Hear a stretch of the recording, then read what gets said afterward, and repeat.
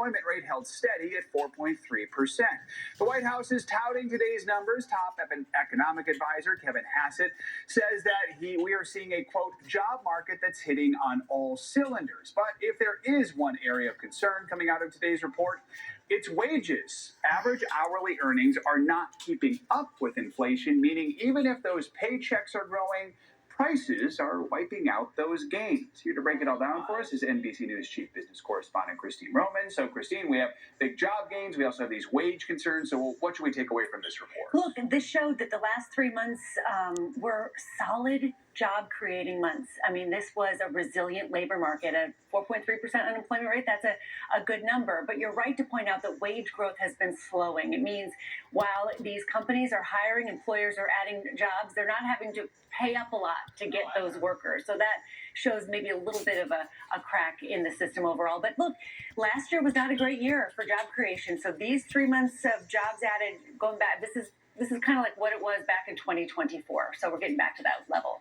In less than 2 weeks, the Federal Reserve will meet. Obviously, they have a lot of information to look at, but basically the bottom line is, are they going to keep interest rates where they are or potentially raise them? How could this report influence whatever decision they make? Until today, many economists had penciled in the prospect of a rate cut.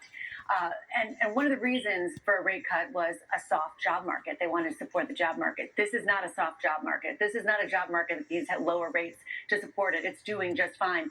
In fact, the concern is inflation overall, 3.8% inflation. We're going to get another read, I think, next week. Some economists are telling me they expect it to be 4% or higher.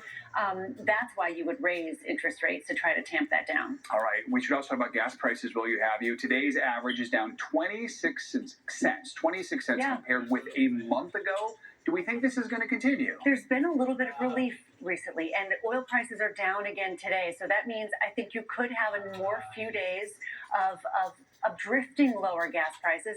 $4.22 a gallon. That is an improvement, but just for context, before the war with Iran began 4 months ago, it was $2.98.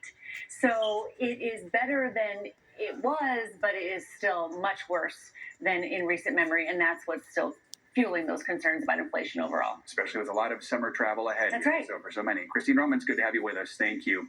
Now to breaking news aboard the International Space Station. NASA is keeping a close eye on air leaks that forced astronauts to shelter in place today. The leaks were discovered on the Russian part of the station. Russia's space agency says one has been fixed and repairs on a second are paused for now. The agency also says there is no threat to the safety of the crew. Let's bring in NBC News senior correspondent Tom Costello, who covers space for us. Tom, leaks aboard the ISS definitely sound scary on the surface. So what's NASA saying about the situation right now? They believe it's stable at the moment, but listen, the Russian side has been dealing with leaks on their side of the space station for years, and the Russians say that when they were doing a pressurization test recently, within the past 24, 48 hours or so, they discovered that they had 2 new leaks, and as NASA describes them, leaks and cracks that needed to be immediately addressed. Russia says it did manage to seal one of the leaks, but in trying to get to the second one, that apparently is the challenge. And at one point, they were going to bring out a saw to cut through some of the structure of the space station to gain access to the area where that leak actually is. That's why NASA told the astronauts on the station, seek safe haven, go into a docked spaceship that's already there at the station in case there's an emergency and we need to evacuate you.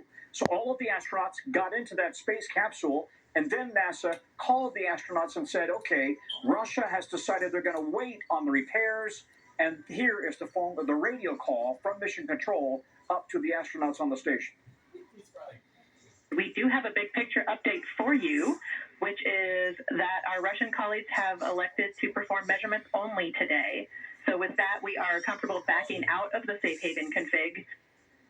Yeah, a safe haven config essentially means they can leave that spacecraft, go back into the space station, which they did. Russia is working on the measurements and really trying to better understand precisely where is the leak and how they can fix it.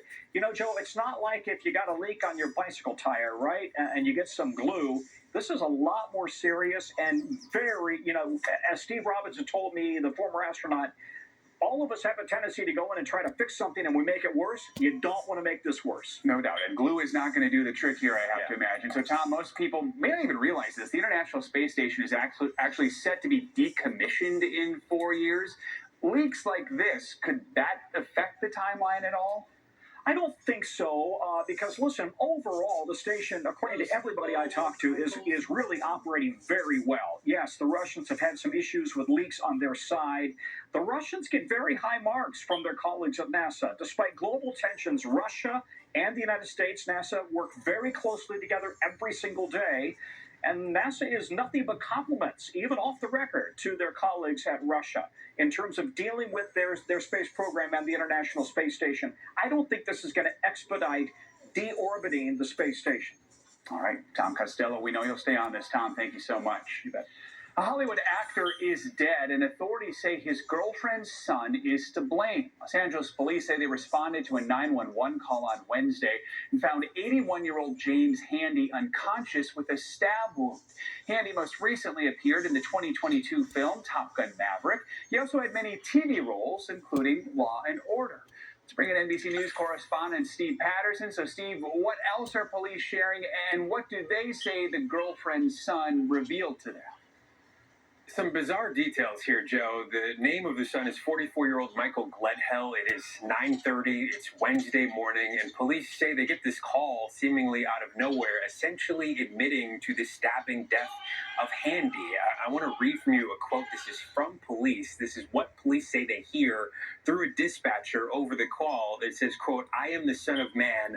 I just killed the man of sin." Then later, they show up to the home where they believe Handy has been stabbed. You can see there the suspect flagged down nearby responding officers telling them that he was the one they were looking for. So it's not only the chilling nature of the call, it's the almost seemingly ominous casual nature of the fact that he's just sort of walking up to police in the neighborhood, raising his hand and saying, "I'm the guy that you're looking for." He's now being held on $2 million bail. A real shock to that community there. That's Tarzana. Very peaceful, pretty quiet neighborhood, obviously, and a real shockwave, of course, to Los Angeles and the acting community and Hollywood in general here for the loss of a prolific actor. Yeah, I mean, Steve,